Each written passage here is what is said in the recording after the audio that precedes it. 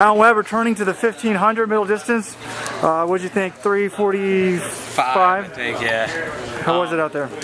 It was first of all, it was windy. But to be honest, it's not terrible. I'm not terribly disappointed.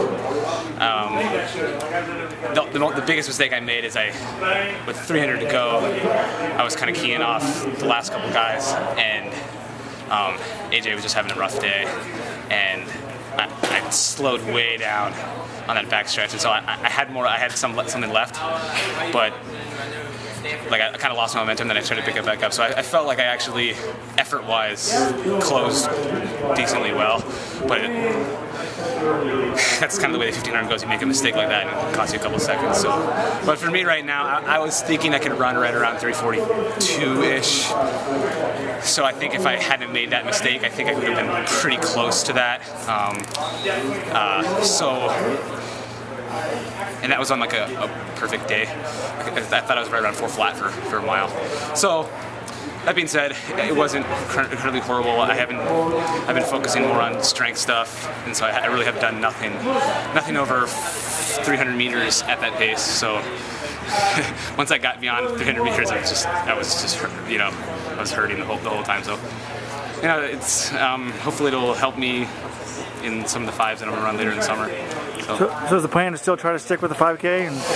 Yeah, for sure. And I'm looking to do something, hopefully do something well, run better later in the summer. So it's I haven't raced that much, and so it's just got to keep putting myself in there. Yeah, it was pretty windy. I feel like eventually it'll stick. In training, it took me a little while to get into the groove with the crew, and eventually that stuck, and so I just got to keep trying. And compared to a year ago, it's nice out for I'm at least healthy in training, so that's the biggest positive for me. And I know that the races, things can change quickly. So I'm positive. This stadium's been good to you, and when you came on the track tonight, the fans really were appreciative of you being out there. Do you still get a warm feeling when you come to Hayward? It's unbelievable. I haven't been tearing it up exactly. I realize that, but it's not for lack of effort, and I hope that I'm trying, and I think that they appreciate that. So it does feel good.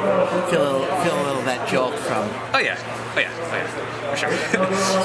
It's a special place. So what's your summer plan? Can you share with us your racing ideas? Well, for now, I'm looking to hopefully run another 5, probably in July, something like that.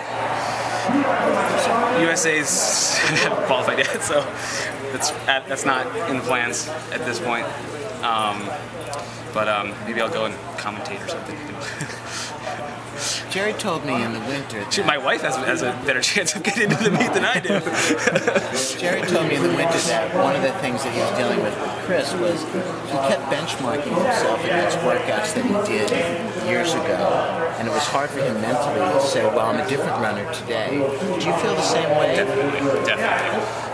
The one benefit that I have is that I'm in a totally different system than I was before. And so comparing workouts, it's such a different kind of workouts. I really can't compare them because it's just structured so much differently. So it's kind of good for me to kind of be starting over at a different system, so I have a whole new set of personal records for different types of workouts. So I think that's helped a lot. But the biggest thing that's helped me is just being with the group and kind of being able to not think so much and just kind of follow along. And I know that if I just follow along, I'm going to be pretty good. I'm only a couple seconds back when it really comes down to it. And if I'm in the ballpark and I just keep plugging away, then eventually I won't get dropped, and it's just like on some runs you get dropped sometimes, and eventually you can maintain, and then eventually you can kick with everybody, and so it's just going through some of those growing pains.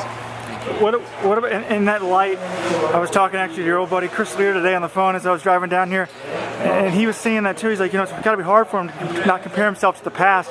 and he's like, you know, I have this crazy idea. Alan Webb should do the triathlon. Weren't you a great swimmer? Have you ever thought about doing something that radical? I really have. And when I was hurt I wasn't running. We were in Colorado Springs in January. I wasn't running. There was a whole bunch of triathletes there, and I went and I got on the bike and I did some biking with some of those guys. And one of my good buddies works at a wetsuit company. He's like, dude, you should start doing it. But not yet, man. I'm still. I'm really giving it. I want to give this. I still got some time left in me, and once again, to echo what I was saying about training with this group, it's so much fun that like I can see myself doing it for a long time just because I am enjoying myself that much. And these guys have helped me progress a ton. So it's been a pleasure, and I'm gonna keep on rocking it. And the bike's always there. One of these times, I'm not gonna get dropped by these guys, and I'll be able to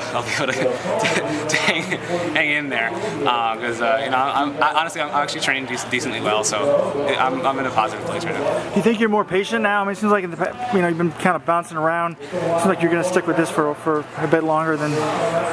Yeah, and I'm trying to be more patient in the races too. You know,